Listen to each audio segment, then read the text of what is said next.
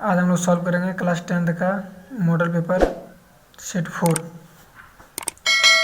पहला क्वेश्चन है 135 को अभाज्य गुणनखंडों के गुणनफल के रूप में लिखा जा सकता है। इसका अभाज्य गुणनखंड निकालेंगे तो आएगा 3 गुना 3 गुना 5, ऑप्शन नंबर सी। 26 तथा 91 का एचसीएफ दिया हुआ है 13, तो 26 तथा 91 का एलसीएम निकालना है। तो जिन दो संख्याओं का एचसीएफ दिया हुआ दोनों को गुना करके एचसीएफ से भाग दे देना है। 13 7 91, 26 गुना 7 हो जाएगा 182, ऑप्शन नंबर बी। 96 404 का एचसीएफ, 96 404 का एचसीएफ निकालेंगे आएगा 4, ऑप्शन नंबर बी। धनात्मक समपूर्णांक निम्न में किस रूप का हो सकता है? धनात्मक समपूर्णांक होगा 2q, 2 का मल्टीपल होता है सम संख्या, ऑप्शन नंबर डी। द्विघात बहुपद शून्यकों का योग क्या है? तो इसमें बहुपद नहीं दिया है, शून्यकों का योग पूछा है। क्वेश्चन मिसप्रिंट हो गया है, ये 5वां क्वेश्चन मिसप्रिंट है। यदि शून्यकों का योग तथा गुणनफल 4 और 1 हो तो द्विघात बहुपद क्या होगा? इसको सॉल्व करके दिखाते हैं। शून्यकों का योग यानी अल्फ़ा प्लस बीटा दिया हुआ है 4। हम लोग जानते हैं कि अल्फ़ा प्लस बीटा बराबर होता है -b/a यानी 4/1। और ये अल्फ़ा गुना बीटा बराबर दिया हुआ है 1 यानी c/a 1/1। यहाँ भी वो एक है, यहाँ भी a 1 है, तो हो जाएगा a बराबर 1, b बराबर अपोजिट साइन ऑफ 4 -4, c बराबर 1। तो द्विघात बहुपद होता है ax² plus bx plus c। ये हो गया 1 यानी x², b हो जाएगा -4x और c हो जाएगा 1, x² -4x plus 1, x² -4x plus 1, option number C. अब देखते हैं 5 नंबर।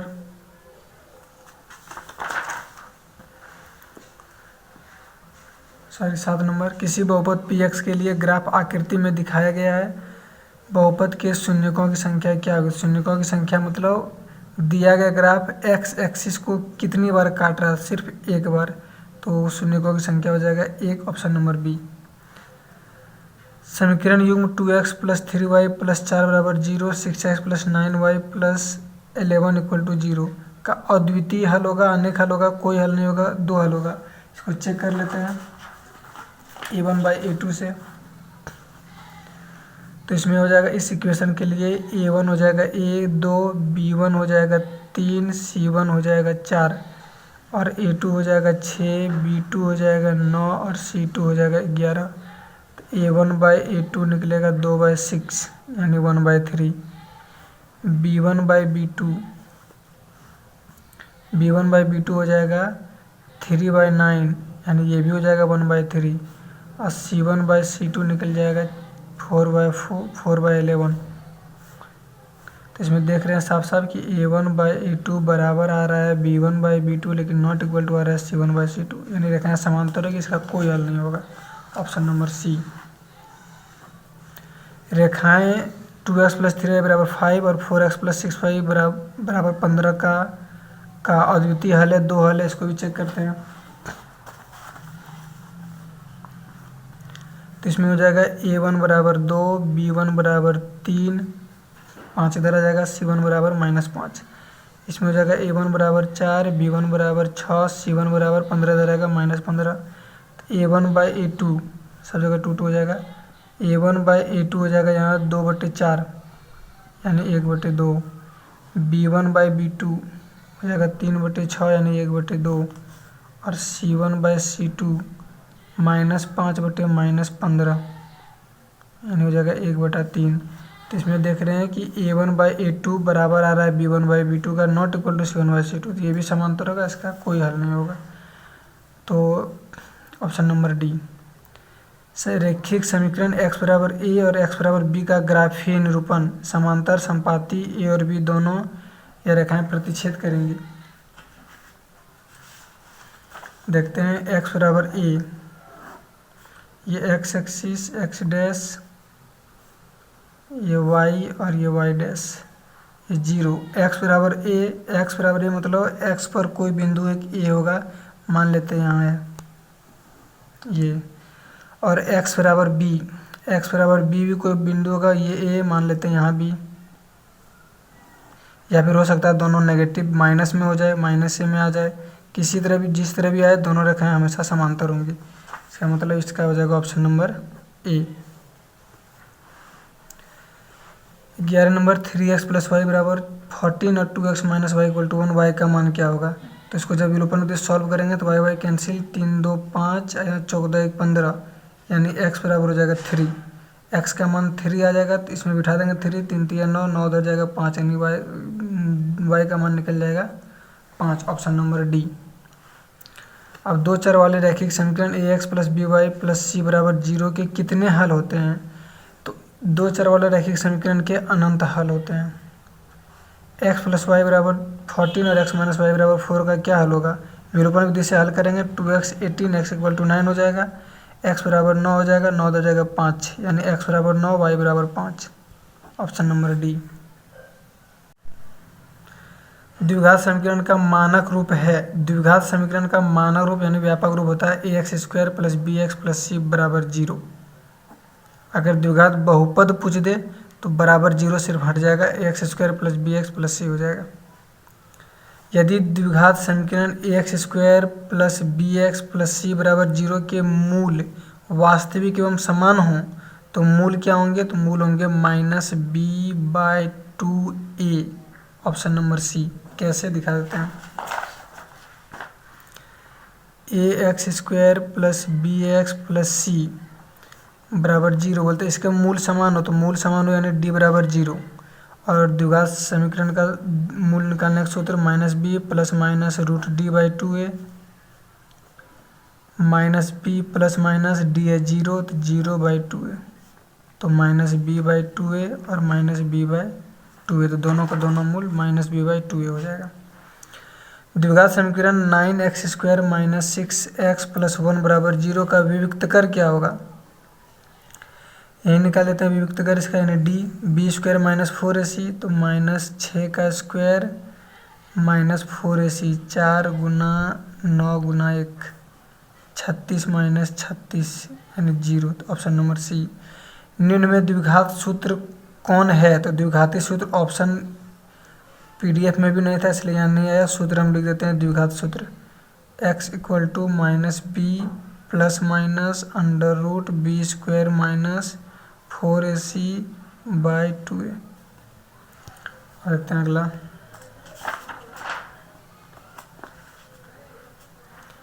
अठारह नंबर क्वेश्चन है, यदि 2x square plus kx plus 3 बराबर 0 का मूल समान हो तो k का मान क्या होगा? मूल समान हो इसका मतलब d बराबर 0, मूल समान हो तो d बराबर 0। हल करते हैं, मूल समान हो तो d बराबर 0, k का मान निकालना है तो b स्क्वायर यानी k स्क्वायर माइनस 4ac, 4 गुना 2 गुना 3 बराबर 0, k स्क्वायर बराबर 4 3 12 दूना 24, k बराबर हो जाएगा स्क्वायर उधर जाके रूट बन जाएगा √24, इसको बाहर निकालेंगे तो हो जाएगा ये 2√6, k बराबर 2√6।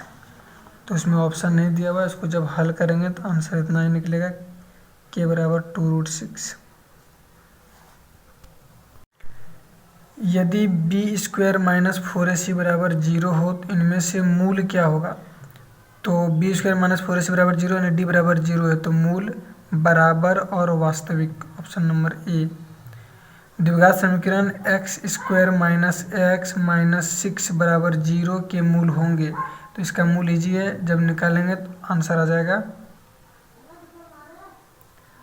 तो इसका आ जाएगा 3 माइनस 2, माइनस अब यहाँ छूट गया है तो इसका आंसर जब सॉल्व करेंगे तो एक मूल आएगा 3, एक मूल आएगा -2।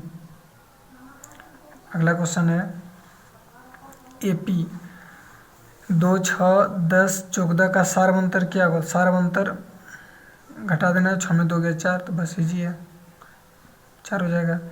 22 नंबर एपी दिया हुआ है, इसका कौन सा पद 78 है? तो इसको सॉल्व करके दिखा देते हैं।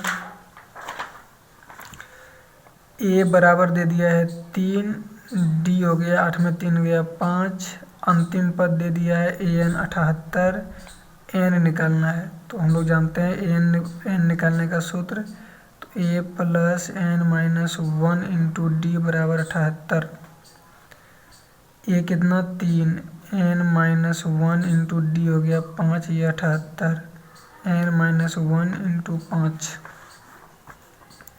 बराबर 78, 3 हो जाएगा -3, n-1 78 में 3 गया 75 हुआ 5, तो 15 × 75 हो जाएगा 15 और एक उधर जाएगा जोड़ 16, तो 16वां पद 78 है। ऑप्शन नंबर हो जाएगा सी। मतलब 10 और 250 के बीच 4 के कितने गुणज हैं? 10 और 250 के बीच, 10 से लेकर 250 के बीच, 10 से 250 के बीच सबसे पहला गुणज है 12, फिर 16, फिर 20, फिर 24 और सबसे लास्ट गुणज है 248।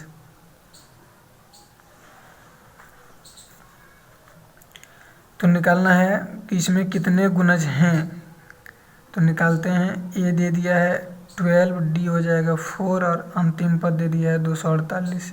एन निकालना है तो फिर वही सूत्र लगाएंगे। ए एन दे दिया है 248, a plus n minus 1 into d बराबर 248।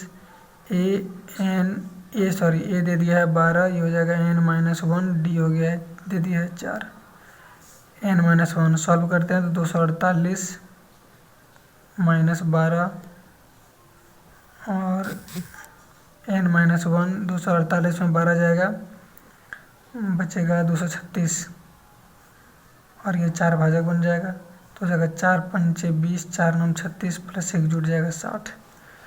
इसका ऑप्शन नंबर हो जाएगा 60। ऑप्शन नंबर हो जाएगा इसका बी, 60 गुणज। 24 नंबर, प्रथम पद ए और अंतिम पद शायद एल छूट गया है। एल वाली एपी के एन पदों का योग क्या होगा? अगर यहाँ एल है तो एन पदों का योग होगा S N equal to n/2 into A plus L, और अगर यहाँ ए एन लिखा होगा तो हो जाएगा n/2 A plus A N. अगला क्वेश्चन है 25 नंबर। ऑप्शन इसमें मिसप्रिंट हो गया इसलिए समझ नहीं आ रहा है। ए बी सी तथा पी क्यू आर के लिए कौन सा कथन सत्य है? A B C P Q R दो त्रिभुज है, बताना है कि इसमें से ए बी सी समरूप है पी क्यू आर, या ए बी सी समरूप है क्यू पी आर, या ए बी सी समरूप है पी आर क्यू, या ए बी सी समरूप है क्यू आर पी।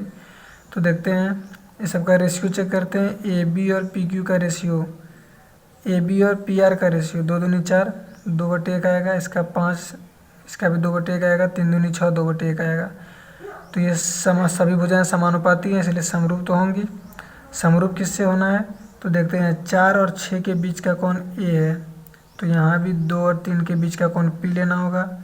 ये 5 और 4 इसके बीच का कोण बी है, तो यहाँ 2.5 और 4 2 के बीच का कोण लेना होगा, ये मतलब ये दोनों कोण बराबर, और ये जो तीसरा कोण बच गया ये कोण बराबर इसके। तो ए के संगत पी है तो यहाँ ए बी सी, अगर ए है तो यहाँ पी लिखना होगा, ठीक है। बी है तो यहाँ आर लिखना होगा, नहीं ये ऑप्शन नहीं होगा। ए है तो पी, नहीं ये भी ऑप्शन नहीं होगा। ए है तो पी लिखना होगा, ए है तो पी, ठीक है। बी है तो आर लिखना होगा, बी है तो आर लिखा है, ठीक है। सी है तो क्यू लिखना होगा, सी है तो क्यू लिखना होगा, ऑप्शन नंबर सी हो जाएगा। कॉरस्पॉन्डिंग एंगल करके लेना है। निम्न में कौन सी आकृति समरूप नहीं है? वृत्त, समद्विबाहु त्रिभुज, वर्ग या समबाहु त्रिभुज? तो समद्विबाहु त्रिभुज।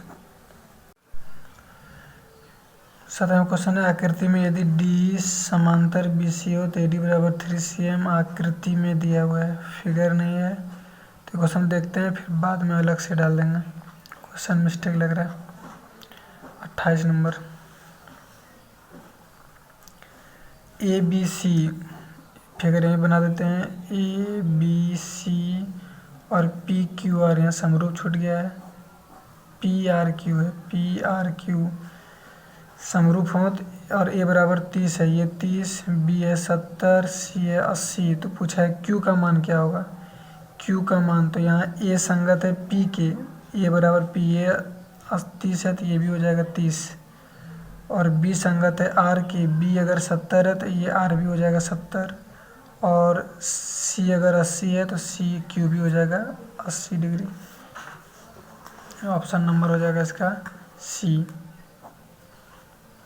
अगला क्वेश्चन है, ए बी सी और बी डी दो समबाहु त्रिभुज इस प्रकार हैं कि बी डी भुजा डी भुजा बी सी का मध्य बिंदु है। तो त्रिभुज ए बी सी और बी डी के क्षेत्रफल का अनुपात कैसे समझाने का कोशिश करते हैं। ABC एक त्रिभुज है, बोलता है डी भुजा BC का मध्य बिंदु है, तो BDE का क्षेत्रफल, BDE ABC और BDE के क्षेत्रफल का अनुपात निकालना है। तो दो समबाहु त्रिभुज तो समरूप होंगे, और हमें पता है कि दो समरूप त्रिभुज के क्षेत्रफल का अनुपात उनकी संगत भुजाओं के क्षेत्रफल के संगत भुजाओं के अनुपात के वर्ग के बराबर होता है। तो ABC इसमें हो जाएगा ये BC बटे छोटा समबाहु त्रिभुज में BD का होल स्क्वायर।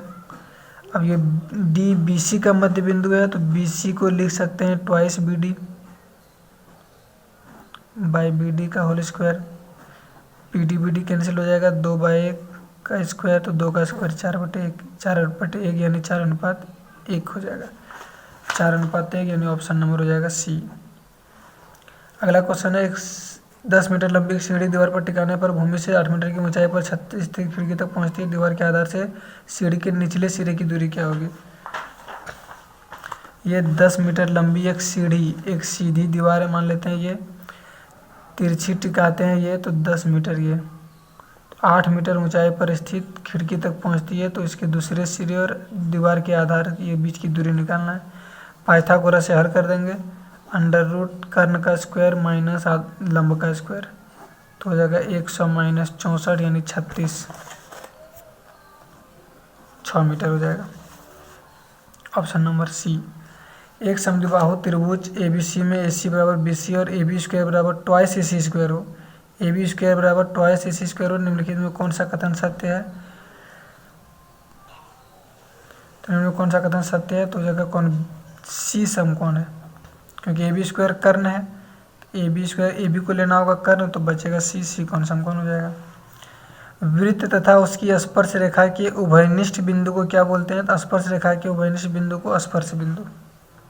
यदि किसी वृत्त की दो समांतर स्पर्श रेखाओं के बीच की दूरी 10 सेंटीमीटर है, दो समांतर स्पर्श रेखाओं के बीच की दूरी 10 सेंटीमीटर, वृत्त की त्रिज्या कितनी होगी? ये एक वृत्त है, दो समांतर स्पर्श रेखा सिर्फ और सिर्फ व्यास के सिरों पर ही संभव है, तो ये व्यास के सिरे, तो इन दोनों के बीच की दूरी है 10 सेंटीमीटर, बीच की दूरी है पूरा यहाँ से यहाँ तक 10 सेंटीमीटर, तो त्रिज्या कितनी होगी इसकी? आधी 5 सेंटीमीटर, तो 35 नंबर का ऑप्शन नंबर हो जाएगा B।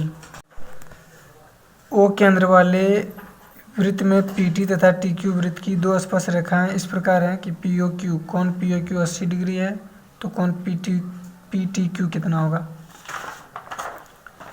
ये केंद्र O वाला एक वृत्त है, PT और TQ, तो ये T है, PT और TQ दो स्पर्श रेखाएं हैं, POQ केंद्र पर ये कौन 80 डिग्री है, तो PTQ कितना होगा? त्रिज्या और स्पर्श रेखा पर के बीच का कोण 90 डिग्री, त्रिज्या और स्पर्श रेखा के बीच का कोण 90 डिग्री, ये 90 90 180, ये दोनों भी मिलकर 180 बना होगा, तो ये 80 है, तो ये हो जाएगा 100 डिग्री, यानी PTQ 100 degree, PTQ 100 degree, option number D।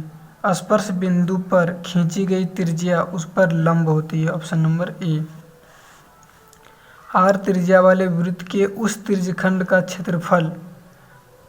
क्षेत्रफल जिसका कोण P समकोण है, P समकोण है, यहाँ फिर से मिसप्रिंट है, तो हो सकता है क्वेश्चन P का मतलब यहाँ केंद्रीय कोण के बारे में बोलता हो कि अगर केंद्रीय कोण समकोण हो तो त्रिज्यखंड का क्षेत्रफल कितना होगा, तो इसका त्रिज्यखंड का क्षेत्रफल हो जाएगा 1/4 पाई r स्क्वायर। ऑप्शन भी नहीं दिया, अगर दिया हो तो आंसर हो जाएगा 1/4 पाई r स्क्वायर। वृत्त के केंद्र से किसी बिंदु के बीच की दूरी को क्या बोलते हैं? केंद्र से वृत्त के किसी बिंदु के बीच की दूरी को बोलते हैं त्रिज्या। एक घड़ी के मिनट की सुई जिसकी लंबाई 14 सेंटीमीटर है, इस सुई द्वारा 5 मिनट में रचित क्षेत्रफल कितना होगा?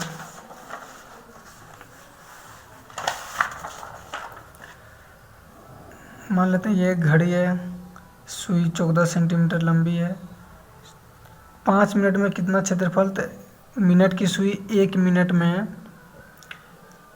6 डिग्री का कोण बनाती है, तो 5 मिनट में 30 डिग्री का कोण बनाएगी, यानी ये रहेगा 30 डिग्री। अब इसका क्षेत्रफल निकाल देना है, θ/360 degree into pi r square, यानी 14 × 14 पाई का मान बिठा देते हैं 22/7। यहाँ हो जाएगा 360 यानी 12, 7 का 7, 7 दूनी 14, यहाँ हो जाएगा 6,